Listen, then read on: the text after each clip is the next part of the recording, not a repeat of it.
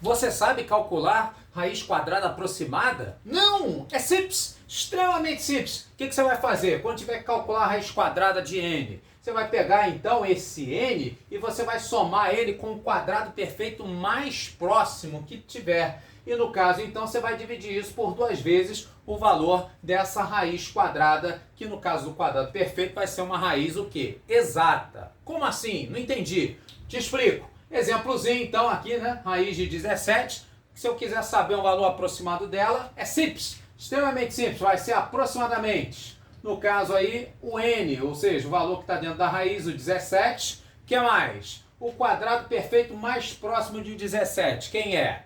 16. 16 seria a raiz do 4 ao quadrado, ok? Muito bem, então 4 ao quadrado 16. E aí então você vai dividir isso por 2 vezes essa raiz. A raiz então do 16, que é o 4. E aí você vai ter então, no caso aí 2 vezes 4. 8 então, né? Vai ser aí o nosso denominador. E no caso o numerador 17 com mais 16, você vai ter então 33. Então, nesse caso aí, a bola da vez, 33 sobre 8, um valor aproximado, então, para a raiz de 17. Se você for calcular isso, né, 4,125. Simples, extremamente simples, não é verdade?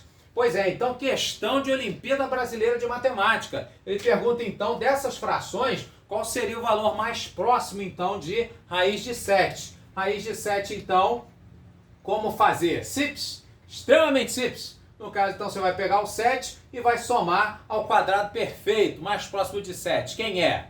No caso, então, o 9, que seria o 3 ao quadrado, correto? E isso, então, você vai dividir por 2 vezes a raiz de 9. Então, você vai fazer aí o 7 com mais 9, 16. E 2 vezes a raiz de 9, 3. Então, você vai ter aí, no caso, aproximadamente 16 sobre 2 vezes 3, 6. Ué, mas não tem, prof. Simples, extremamente simples. Você não se complica, simplifica.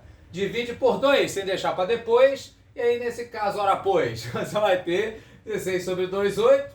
6 sobre 2, 3. E aí, então, 8 terços vai ser a letra C, a nossa opção correta. Você gostou? Então curta, comenta, compartilha, espalha para geral. Carvalho Shorts!